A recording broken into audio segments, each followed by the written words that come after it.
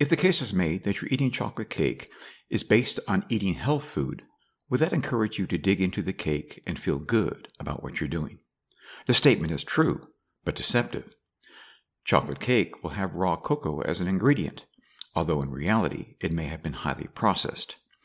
Raw cocoa by itself is a very healthy food, but typical chocolate or chocolate cake has numerous other ingredients, notably sweeteners, that may be highly processed and would probably contribute to harm to your health.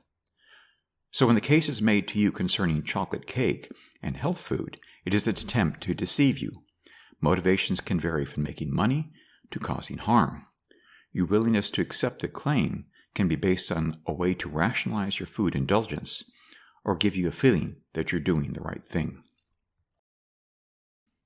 A rational person should be aware that movies often take creative license to deliver a story that is compelling and brings people to the box office. After all, these are typically money-making ventures. A common theme is to state the movie is based on a true story. Notice that it is based on something true, but with creative license, it may be either contain some fallacy or be an outright fabrication. It might be chocolate cake. July 4th is a good day to celebrate with fireworks and a day off. But how many have anything more than a vague idea of what the day marks? Tying something to that date will bring an additional emotional appeal, such as a release of a provocative movie like Sound of Freedom, which is based on a true story. Or is it chocolate cake, bringing in a lot of money and perhaps fueling a problem it claims to fight? The trailer gives us the impression that a young child asked Tim Ballard to help me find my sister. And then shortly thereafter, his wife encouraged him to quit your job and go and rescue those kids. The many years between those two events is ignored, as it would take away from the artificial sweetener of the storyline. We hear a constant theme of Tim Ballard giving up the security of a high-paying job in the government with a lucrative retirement plan for a suggested low pay of a risky non-profit. However, his salary with Operation Underground Railroad was $120,000 in 2014 and grew to $525,958 in 2022. Considering that the U.S. President's salary is $400,000, it seems he's doing better at a nonprofit than his government job. Operation Underground Railroad has numerous investments, such as $43 million with Fidelity Investments. Perhaps there is a retirement plan as good as or outright opulent compared to what he expected from the government. There have been years of investigations, criminal and otherwise, into Operation Underground Railroad.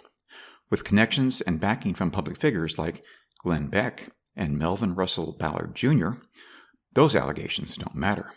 Russell Ballard is part of the LDS Church, Quorum of the 12, but no relation to Tim Ballard, yet alleged as a silent partner with Operation Underground Railroad.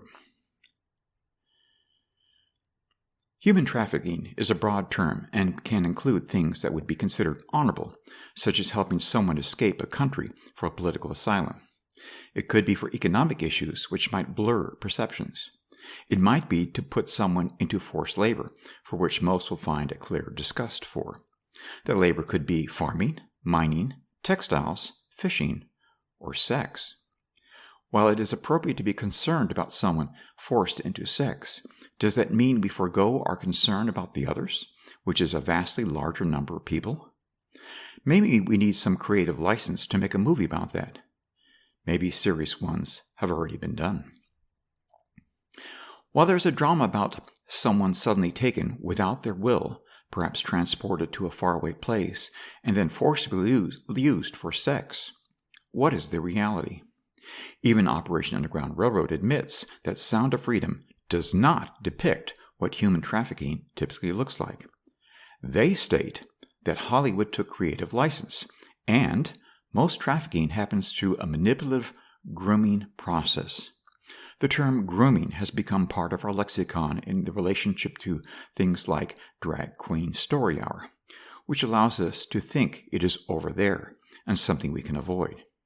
However, they also point out the reality is predators are soccer coaches, and trusted teachers, neighbors across the street, uncles, and aunts.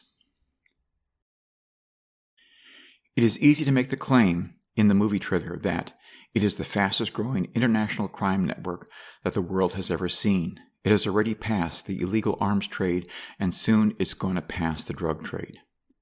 The claim can be repeated often, but finding evidence to substantiate the claim is more than difficult. Is it reality or marketing hype? Perhaps the movie itself may encourage some of the audience to go from voyeurism to reality to make the claim self-fulfilling. Are you familiar with the idea of tell a big lie and repeat it often?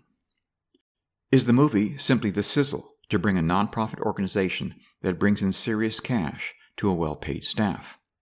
Paying almost $3 million to just 8 employees might suggest an answer.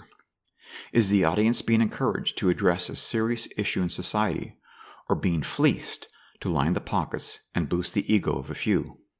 Just asking the question might be offensive, and the line might come to mind. Oh, won't somebody please think of the children?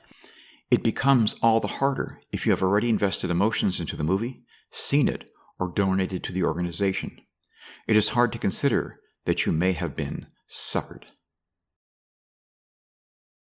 Why do people visit big or historical cities? Because they know they are there. Why do your kids want you to take them to Disney World? Because they know it is there. Why do people want to go to exotic places or take on challenges like Mount Everest? Because they know it is there, and there is a thrill to accomplish it. Why will there be a growing market for sex tourism? Because thanks to Sound of Freedom, now you know it is there. What kind of person does it take to be in a government or private sector job to go after sex traffickers? If you do undercover work or pose as someone in the market for sex in order to catch the trafficker, you cannot come across as someone who is not interested or unwilling to look, touch, or engage in acts that you are allegedly trying to stop. To what degree do you have to destroy yourself in order to justify what you do? You could state your interest is due to following the Bible's command in Ephesians 5:11. Take no part in the unfruitful works of darkness, but instead expose them. Discussing with friends or using the Sound of Freedom movie as a subject for a sermon could give a lot of sizzle. But you might avoid the next verse, for it is shameful even to speak of the things they do in secret. Shame or sizzle is a hard choice. When Operation Underground Railroad even states that the predators are your neighbors across the street, does it also include religious leadership? This is easy to find in major institutions, but if you look, you can probably find it in your community. It is so much easier and has more sizzle when we look into those people over there. But the Bible tells us in 1 Corinthians 5:12, "For what have I to do with judging outsiders? Is it not those inside the church whom you are to judge? God judges the outside. Purge the evil person from among you." What does or should religious leadership do? What do you see lived out in front of you? Perhaps Matthew 23:3, "For they preach, but do not practice."